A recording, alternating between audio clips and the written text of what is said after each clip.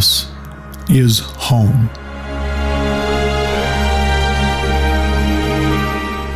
This is home to generous, friendly people who are enthusiastic and caring. They are the very kind of people who have been able to find success through an application of immense, unselfish, and sincere effort in their every endeavor.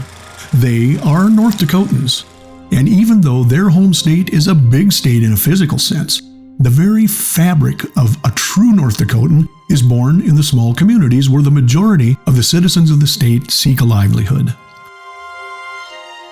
Across the sprawling landscape, municipalities abound. Some of them nothing more than tiny hamlets, others are thriving agricultural towns where residents have learned to ride the ups and downs that come with life in a largely rural state. One such town is Washburn. Nestled along the scenic Missouri River, residents there have learned that the very lifeblood of a town like Washburn depends upon the contributions of the outstanding inhabitants of that town.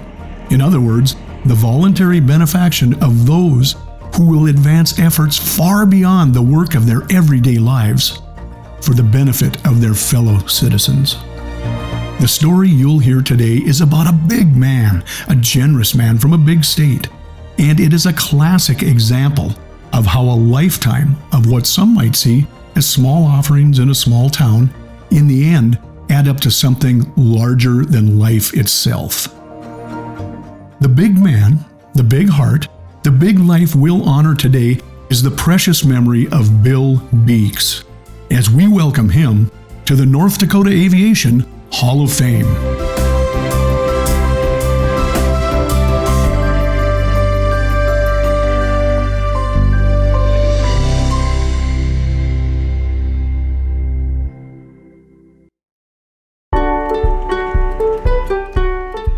Look up and down the streets of Washburn, and you are looking up and down the streets of just about any small town in North Dakota. So, what's the difference between Washburn and other communities? Well, odds are you'll find outstanding citizens in just about every town. But in Washburn, you had Bill Beeks. I guess he was a very sociable fellow. He liked to tease his nieces and nephews. He had a very good sense of humor. Well, he was very active in the church that I go to, and he was always helping, always involved, and he just did it naturally. He was always there when the community needed him. Everybody knew him. You know, his everlasting life is that everybody who knew Bill liked Bill, and he touched everyone that he came across in some special way. So, how did a guy that so many people remember so fondly gain the qualities that made him that way? There could be a variety of reasons, but it's a pretty safe bet that a solid upbringing and family life were at the core of Bill's big character. Bill's father was also a Hall of Fame aviator, and along with Bill's mother, was a major influence in the lives of all of their children. Cliff Beeks, signed up for World War II with a family because aviation was something he believed in America, and fighting for his country was something he believed in. He shared that passion and love with his family and his grandkids, and it's just kind of in your blood. There were 4 boys. I was the oldest. Bill was the next oldest. Our father was in the Army Air Corps for a couple of years, got out in 1944, and when the war was over, he went and got a commercial license and started flying. Growing up in a small town, you knew everybody, and in school, you did everything. You played in the band, you sang in the choir, you played ball, all the different sports, whatever was available. It was expected, or it was available, and you did it. It's clear after visiting with members of the Beeks family that the well-rounded approach Bill's parents took with their kids turned out to be a very good thing. As we've heard, community participation was surely encouraged, and you can imagine the large value of the benefits gained by those experiences. But as Bill and Marianne's daughter Laura tells us, the Beeks brothers also had the benefit of learning from a dad that was not afraid to roll up his sleeves. One of the things I do remember, about him was just his absolute industriousness. When you think of all of like the different things that, he did in terms of like building a career and supporting his family, from, crop spraying, fixing airplanes, being a flight instructor. I mean, at one point we had bought some land for gravel pits, and he sold the gravel, I think, to the Army Corps of Engineers when they were building the dam on Lake Sakakawea. I mean, it's just, all of these like little things that he found, to make his way. So, it's apparent that a strong drive to succeed and to be creative in finding ways to diversify along the way was another expectation instilled in Bill and his brothers. All 4 boys were eventually college-bound. The 3 eldest went to the University of North Dakota, while brother Donald attended North Dakota State. As a result, Bill moved away and became a teacher for a short time. But in due course, his career path would lead him back to the family business and the place where he eventually met his wife, Mary Ann. It was also the place where he and his brothers learned their values. And among the many values the Beeks boys were blessed with, perhaps the one that stands out the most was the love of flying. It was a spark kindled by their father, and one that would grow throughout their lives, and especially in Bill's case, through the countless lives he touched through aviation. Well, Cliff had a love for flying, and it was easy for that to rub off on the boys. They were with their dad a lot, spent a lot of time around the airplane, and just naturally fell into it. This is something that my dad used to say to me a lot, was that when he got up in the morning, he didn't go to work. He got up and got to go play with his toys. And I really think that his passion for flying was probably even a bigger part of that than even, his experience as an educator. It was just that he was one of the lucky ones to have found and was able to make a career out of doing something he absolutely loved. It's become evident that Bill's former students are also grateful for his love of flying. They'll tell you it was abundant and an easy bug to catch when they spent time at the airport with Bill. Well, I'll tell you, he spent a lot of time out here. It was about 7 days a week, and you could tell just from that the passion that he had for aviation, and that definitely rubbed off on me. There's no doubt about that. After I started taking my first lesson, I pretty much became the airport bum and hung around Bill as much as I could. Along with an incredible passion for flying, Bill's students also came away from their experiences with the benefit of his well-honed sense of humor. And as you might expect, there were more than a few memorable moments along that way. To me, he was very generous, and he was humorous, and he had a lot of patience. People that are familiar with a Piper Cub, you solo it from the back seat. So when you took instruction, Bill was in the front, and I was in the back. And Bill was about 6'5" and about 265 pounds. And one of my biggest memories was coming in on final approach. You're supposed to be aligned with the runway. And many times Bill would turn around and kind of beller, because it's loud in there. He'd beller, "You're not lined up with the runway." And I always wanted to say, "What runway?" because I couldn't see it. Bill was a big guy, so I'd be leaning and trying to look around Bill and stay lined up. But like I say, underneath that, he was very, very patient with me, because trust me, he needed patience to instruct me.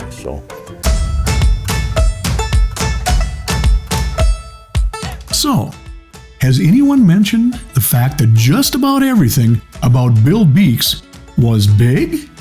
He was a presence entering any room, given his size, and he always had a big smile for everyone. He's a big old teddy bear.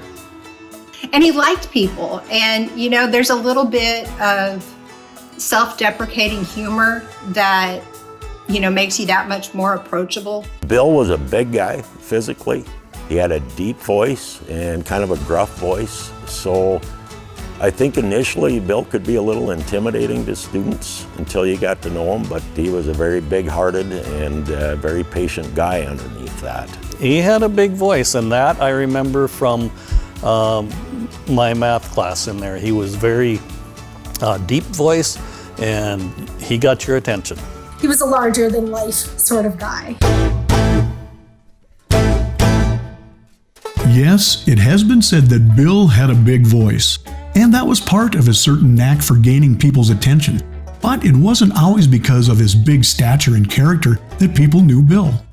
Community service was another core value he learned very early on. He was in Civic Club. He was on the fire department. He was very active in church.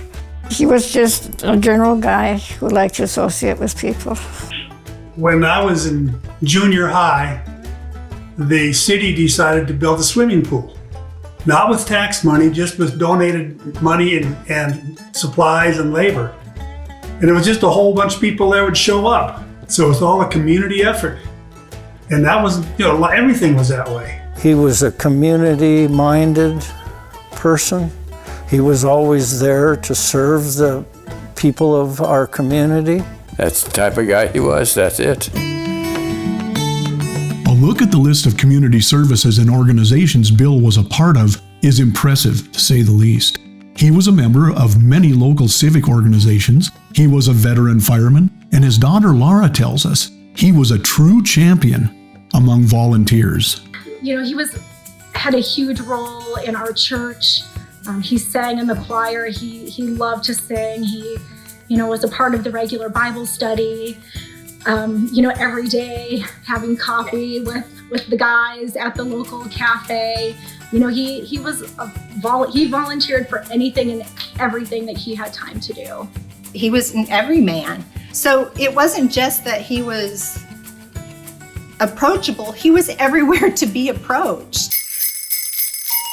One memorable example of Bill's approachability stems from the fact that for countless kids who grew up in Washburn, he was Santa Claus, even for one of the kids who might have been just a little bit more observant than the others. And that was always fun too. I remember one of my little friends, going to sit on his lap and whispering to him, "I know you're not Santa, you're Bill Beeks." To be sure, Bill loved young people. He knew how to get through to them, and he made lasting impressions on so many. But to hear his brother Paul tell it, Silly Billy, as he was affectionately known to many, wasn't all about serious business. He loved to have fun, and maybe that's because at heart, Bill never forgot how to be a kid himself. The one thing that sticks in my mind is we were in Texas for a wedding, and we were at a place with a swimming pool standing there.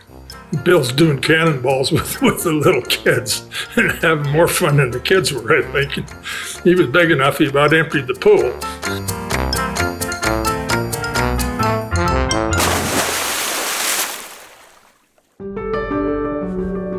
Throughout the busiest years of Bill's career, the importance of family being there with him while he worked remained front and center. This family tradition sprang from the days when Bill and his brothers grew up at the airport with their dad. As he worked, Bill's days were sometimes long, and whether for community or commerce, he was always on call. Through it all, he was able to impart life lessons on daughter Laura through the ample time they were able to spend together at the airport.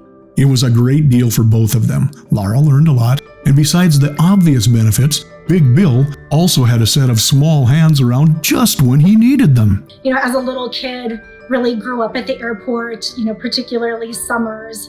I would spend a lot of time out there with him. I think he had me working at the airport by the time I was, 10 or 11 years old. During the summers, he'd be working on airplanes and working on the engines, and he was such a big guy with big hands. Sometimes he would have trouble reaching into some of those smaller spaces, and so he'd yell for me to come into the shop, and have me stick my tiny little hands in the engine and hold things for him because, while my dad was a larger-than-life guy, I, from a size perspective, am much closer to my mom's height, so definitely. And even though Laura didn't end up as a pilot, her dad and the airport offered her opportunities in the air that most kids might only dream of, and only Bill Beeks could deliver. I must have been, again, maybe 11 or 12 years old, and we were up flying one afternoon, and he looked over at me and put his hands behind his head just like this and looked over at me and said, "Laura, land the plane." And I started to cry. I was like, "No, Daddy, I can't do it. I can't."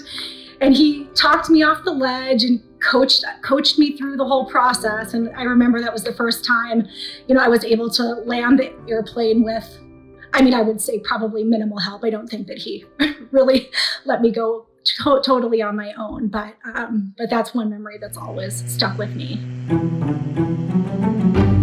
So by now it's clear to see the kind of man Bill Beeks was. Not only a big guy with a big heart and a big approach to just about everything he did, his family says he could be a bit of a softie too. In fact, Bill loved kitty cats, and it's been said he could communicate with his tomcat Snuggles in a language only he and the cat could understand. I can tell you the love of cats lives on in the Beeks family. Both Laura and Eileen got a bit of coaching from their feline friends during our interview sessions.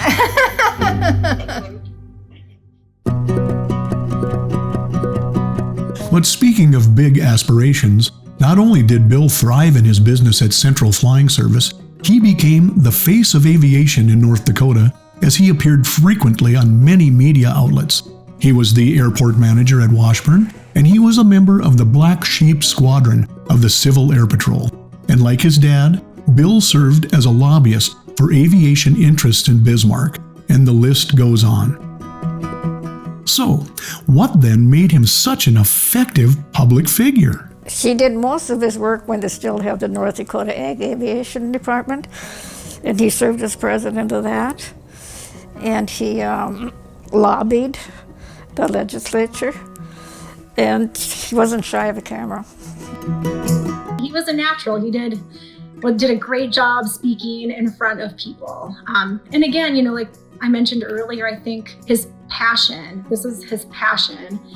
And given this is something he was so passionate about and cared so much about, I think it just made him so effective when it came to, lobbying and advocating for, the runway or the industry. Throughout those busy years of being involved in so many aspects of the aviation industry, perhaps one of the biggest efforts Bill spearheaded was the construction of a concrete runway big enough to land jets on, and the overall improvement of the Washburn Airport. This was no small effort. It required patience and a diplomatic approach, a style that appeared to be a natural for Bill Beeks. In the end, this turned out to be a crowning achievement. All you need to do is to visit this facility just north of Washburn, and you'll see exactly what I mean.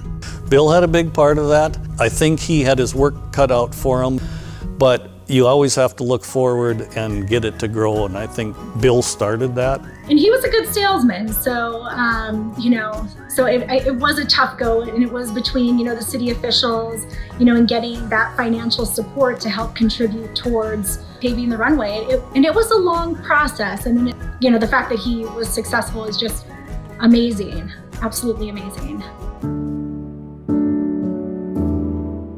So, as we look back on where this story has taken us, it's easy to see that a collection of all of the things Bill Beeks imparted upon his family, his community, and his state during his lifetime did indeed add up to this. The life of Bill Beeks was the very essence of a big life. Sadly, that life came to an end on a late summer day in 2006. The news was devastating for family and community alike. But the spirit of passion for flight and lessons Bill passed on to his family during his lifetime proved to be both powerful and meaningful. Flying was his absolute passion. So if something terrible was supposed to happen, he went out doing something he absolutely loved. And I guess there's something to be said for that, although, I would rather it not have happened. I would rather, that I still have him today. But the love of Bill's community was a big presence during this difficult time as well. As you might imagine, the crowd at his funeral was sizable, far too big to get everyone in the church sanctuary at one time. And that alone says a lot. But consider this. Bill was a veteran Washburn fireman, and as his niece Eileen recounts, the salute his fellow firemen gave that day will never leave her memory. The fire department had his boots and his hat and his coat on the side of the road. So they had stopped traffic on 83. And, the entire funeral procession crossed, the main thoroughfare for that side of the state to get from Bismarck to Minot.